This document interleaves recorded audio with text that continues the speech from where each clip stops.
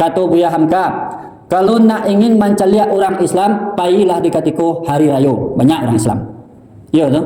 Nah, tetapi kalau nak ingin mencaliak orang beriman, lihatlah di katiko subuhnya.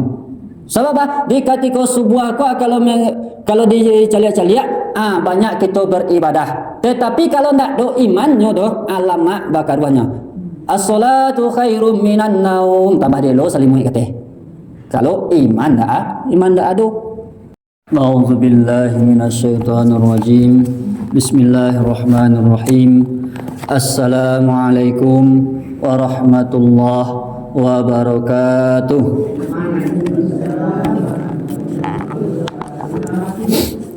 Lama hanya tu mak. Lah dari lah. Diulang sekali lagi.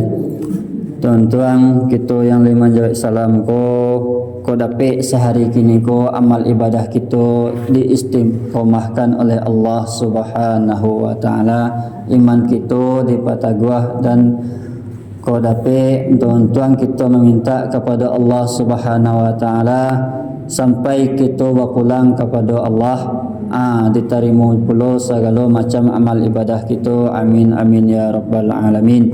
Assalamualaikum warahmatullahi wabarakatuh.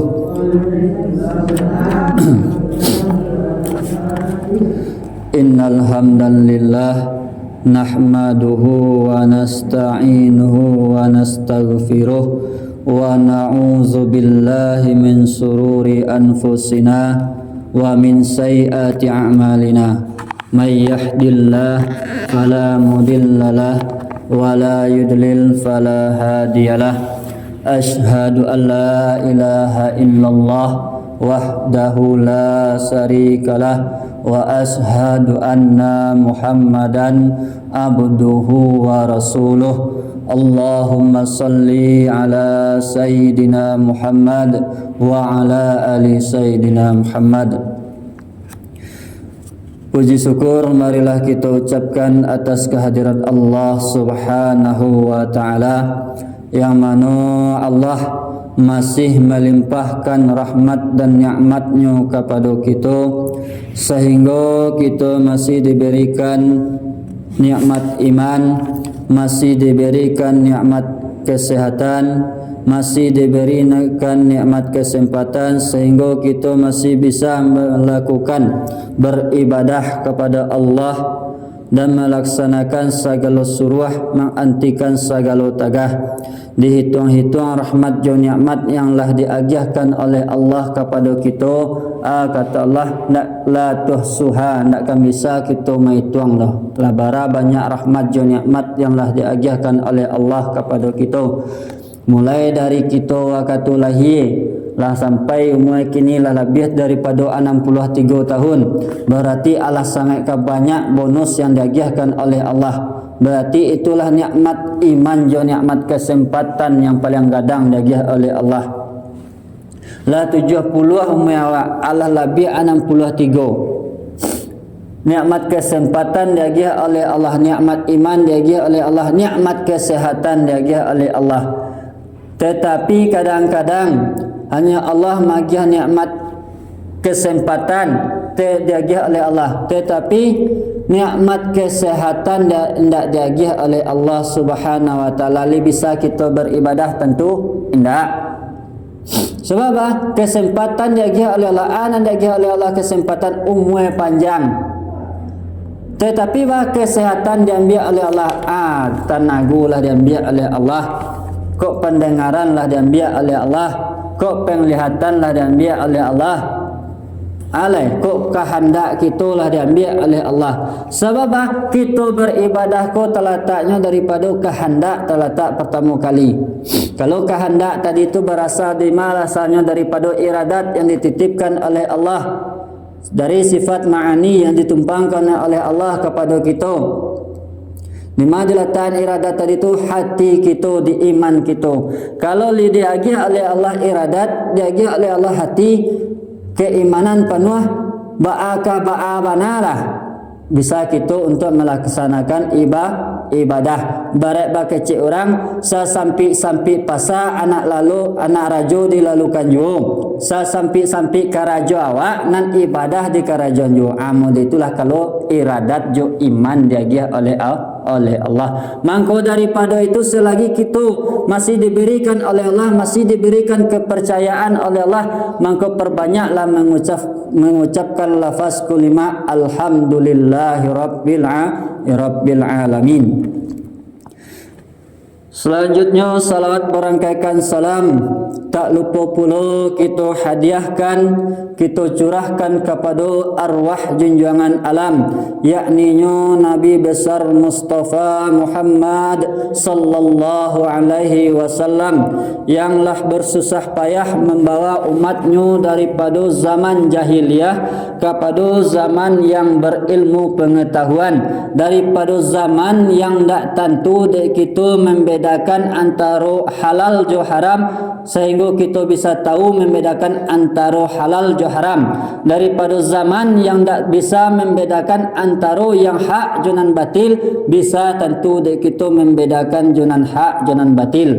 Nabi lah bersusah payah menegakkan kalimat tauhid yang berlafazkan la ilaha illallah Muhammadur Rasulullah. Barang siapa yang cinta kepada kalimah la ilaha illallah, maka insya Allah inyo akan mati, akan berpulang kepada Allah dalam keadaan husnul khotimah. Barang siapa yang benci kepada kalimah la ilaha illallah, maka inyo akan berpulang kepada Allah dalam keadaan su'ul khotimah. Itulah yang menjadi pilihan di hidup di kita kini.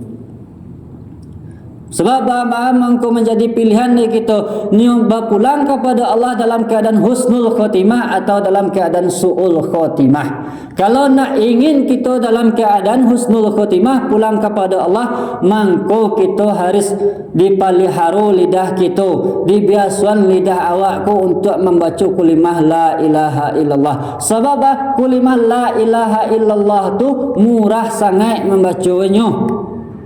Murahnya.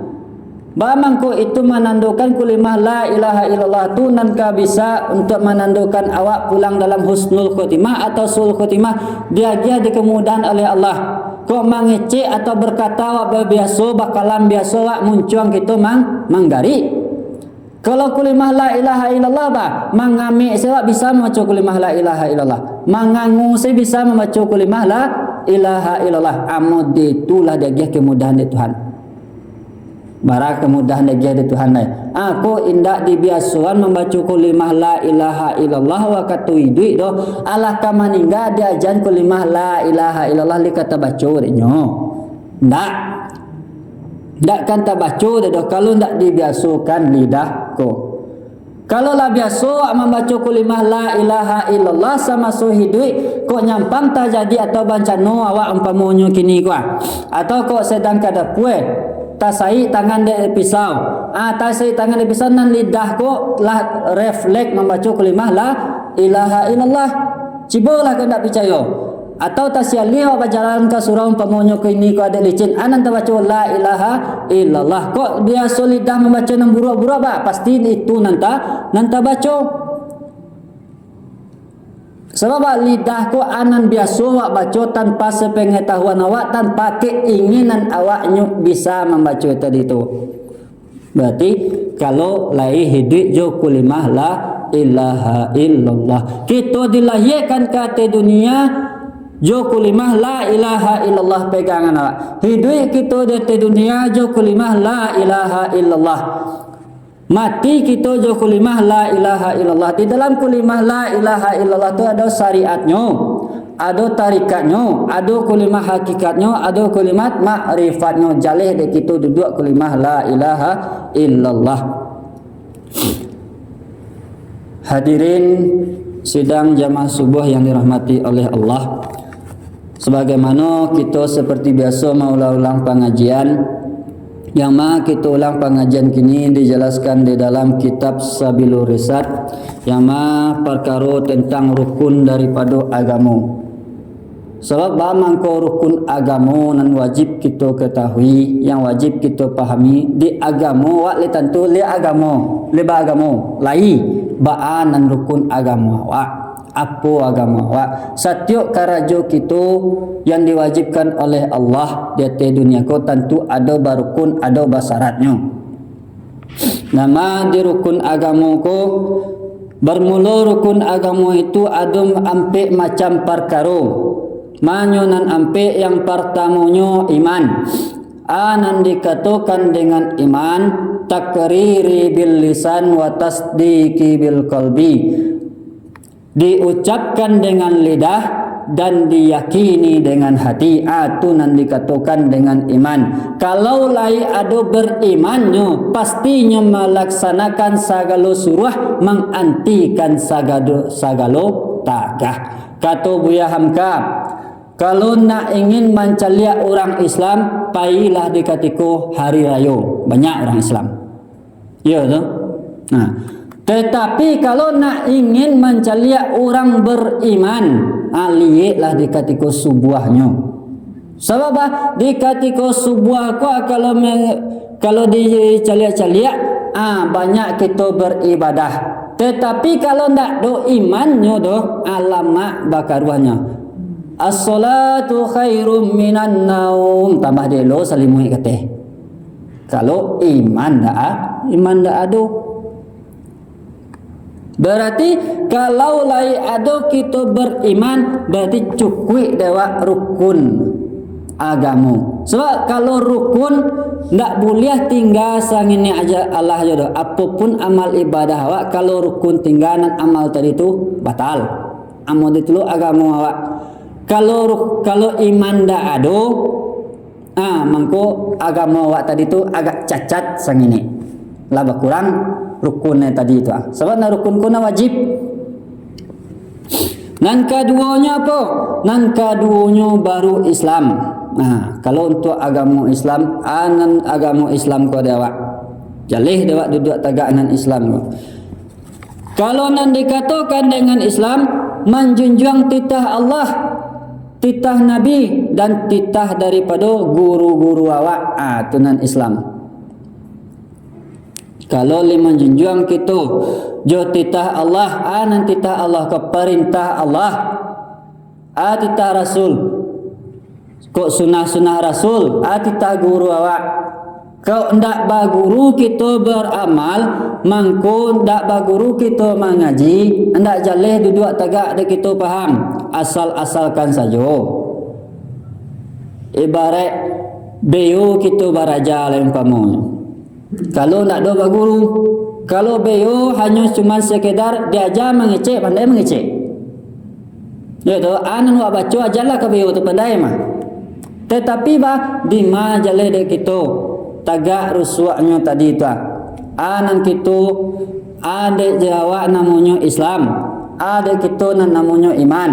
Kalau nan dikatakan dengan Islam tadi itu menjunjung titah Allah, menjunjung titah Rasul, menjunjung titah guru, mengarajokan segala suruh, menghentikan segala tagah, melaksanakan ibadah sunnah. Yang ketiganya tauhid. Anan dikatakan dengan tauhid, tahu akan keesaan hak Allah, bahwasanya tentu dari kita hanya Allah kulah satu-satunya. Kul huwallahu ahad. Katakanlah Allah itu esa, cie Tuhan dunia tidak bisa dirupakan doh. Ba'abana wa kama rupakan Tuhan. Kalau orang tu bisa merupakan Tuhan, Tuhan ada di itu, Tuhan ada di makhluk itu, Tuhan ada di makhluk itu, berarti tauhidnya kanai. Sebab Tuhan kau tidak bisa dirupakan jo apapun doh. Kok di bayangan dan Tuhan kau tidak terbayang, kok diibaratkan tidak tak ibaratkan doh. Model itulah Tuhan. Sebab tu Tuhan kau meliputi lillahi ma fis samawati wa ma fil ard. Meliputi langit je bumi. Di darat jo nan di laut. Di alam nyata jo alam gaib. Tak bisa wak bayangkan ba'a bantu Tuhan, tak bisa wak rupakan Tuhan doh. Yang bisa hanya menandakan Tuhan tu cie, Tuhan tu esa. Dia tu mangkonya kulimah la ilaha illallah yang ditagakkan oleh Rasulullah. Sebab Tuhan tu tak bisa dibanding-bandingan doh. Tu jalih dari kita pahaman tanaman ka diri awak baanan Tuhan tadi itu. Tu rukun daripada agama dan katigonya tauhid. Yang keempatnya rukun daripada agama adalah ma'rifat. Yang dikatakan dengan ma'rifat mengenal Allah dan mengenal Nabi. Dikaji-kaji kok dijelaskan di dalam kitab Tauhid Mabadi Tauhid nama kitabnya bahwasanya awal daripada perkara agama ko adalah awalud dini ma'rifatullah. Awal daripada agama adalah mengenal Allah.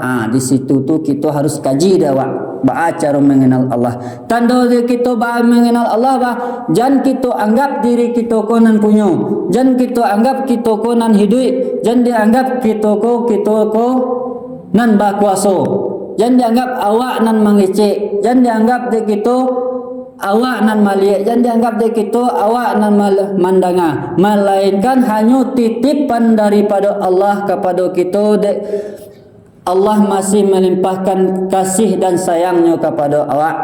Itulah ampek macam rukun daripada agama. Kok lay cukui dewa nan ampek ko terlaksanakan, nan ampek ko berarti syarat atau rukun nan wajib agama awak sempurna. Kok cacat gak cieknya berarti koreksi diri awak di makanannya. Terlebih dia ala masuk kita di bulan Syawal. Ala sabulan kita manahan atau membiasakan diri kita memelihara daripada segala macam hawa nafsu. Jangan ketika lah masuk bulan Syawal adoso diulang buat balik. Kok gunjang dan sabulan puasa tak tahan diulang buat balik. Sebab ketika masuk di bulan Syawal ada beberapa orang yang sangat merugi. Yang pertamanya adalah orang yang masuk di bulan carai sebelum bulan puasa. Masuk di bulan puasa ibadahnya, ketika masuk di bulan puasa ibadahnya ditingkatkan. Masuk di bulan Syawal nan ibadahnya makin tetap istiqamah, berarti itu adalah orang yang beruntung, orang yang puasanya lai berhasil. Ada golongan yang keduanya golongan yang keduanya orang yang sama hidupnya di bulan carai sebelum masuk di bulan puasa dan ibadahnya biasa-biasa saja. Masuk di bulan Ramadan biasa-biasa saja. Masuk di bulan Syawal atau biasa-biasa saja, tidak ada perubahan daripada Ramadannya. Dan ketiganya golongannya lain. Ada orang yang ketika masuk di bulan carai sebelum bulan puasa beribadah kadang indah. Masuk di bulan Ramadan itu sama sekali kadang indah. Masuk di bulan Syawal tambah indah sama sekali. Kalau ndak do mode itu ndak do terubah mode itu berarti man soma ramadana imanan wa ihtisabahu firallahu ma taqaddama min zambih, ndak kan diampunkan dosanya yang lah berlalu. Sebab kita beriman, kita beribadah dengan penuh keimanan dan keikhlasan. Kalau ndak cukup yang tadi itu berarti ibadahnya kanai, ibadahnya ndak selesai. Kita hidup di dunia ko bisa awak tandukan saja manusia itu, sebab manusia ko ada bisa diibaratkan mengambil sifat daripada binatang. Yang pertamanya sifatnya ko sifat kambing. Sifat kambing ko. Ko ada orang meditasi nan dikatakan sifat kambing ko, kambing bana lawak megangnya kue-kue atau basamu megangnya pasti karehnya kalau dibawa ke air. Hakikat nan kita bisa ambil daripada situ, pelajaran yang bisa diambil daripada di situ adalah bana lawak majak orang tadi itu untuk beribadah. Kalau nak keinginannya ndak namuh beribadah tu, anda akan bisa untuk beribadah banalah wa ajak ke surau nah kecewa. Kalau keinginannya untuk merubah dirinya ndak untuk mendapatkan hidayah daripada Allah, ndak ingin, ndak akan bisa dah. Sebab hidayah kau ditibun dari Tuhan seorang, ndak dicari hidayah tu dulu, jadi cari jo ibadah awak, jo amaliyah awak. Jo ibadah-ibadah sunnah mod itu mencari ibadah. Kalau ndak namanya model itu berarti kata Allah khatamallahu ala qulubihim wa ala sam'ihim wa ala absarihim, lah ditutui sadonyo di hatinyo, di penglihatannya, di talingunyo. Gisawatun anan atih daripada hatinyo, penglihatan, pendengaran ditutui. Ndak ada celah walahum azabun azim, dan bagi mereka dan untuk orang tadi itu azab yang sangat kagadang. Tu janji Allah tu ndak ota-ota situ tu, ndak kecek-kecek guru tu, ndak kecek nabi tu. Allah langsung mengecek di dalam Quran surat Al-Baqarah. Dan kedua sifat manusia ko adalah sifat kabau. Bahan dikatakan dengan sifat kabau. Kabau kau kalau dia mencari airnya, nampak airnya langsung mandi, langsung barandam. Bekola sudah mandilah barasia bulu kabau tadi itu. Bekola keluar nampak adanya kubangan bakubang lo lihat.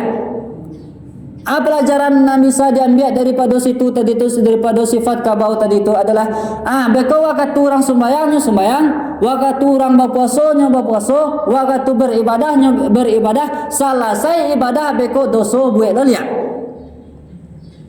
Kau ada model itu contoh lah beribadah. Beko sesudah itu kau bagunji sudah sembahyang bagunjang tak buat lo lihat. Membaca Al-Quran lagi beko sudah sembahyang tak baca lo balik nan indah elok. Berarti nan ibadah kita harus tetap ditingkatkan tarikh. Nan ketiganya sifat yang wajib kita contoh, sifat yang wajib kita tiru adalah sifat itiak. Sifat itiak ko kalau nampak air kumuah ndak kumuah bulunya anyu taruh barandam. Anan mukaswinya daripada itu nan bisa kita tiru, nan bisa kita contoh adalah kalau kita belai beribadah awak tu taruh beribadah, taruh saja beribadah, ndak do melakukan dosa umpamanya kodah, ndak do rasa ujub di diri awak. Taruh beribadah, taruh saja berarti kita mengamalkan sifat daripada itiak tadi itu. Ko itiak kumuah dah kumuah bulunya ni taruh mandi kalau nampak air amod itu lo awak. Lah masuk awak tu sembahyang baka baabana lah. Sasampi-sampi pasar anak rajo di laluan jua, sasampi-sampi karajo kita nan sembahyang kita karajoan. Baabana lah kesibukan dunia awak. Baabana lah namanya kok karajo kita umpamanya nan ibadah jangan sampai tinggal. Mungkin hanya itu yang dapat disampaikan. Semoga bermanfaat. Terlebih terkurang banyak maaf. Akhir kalam. Wassalamualaikum warahmatullahi wabarakatuh.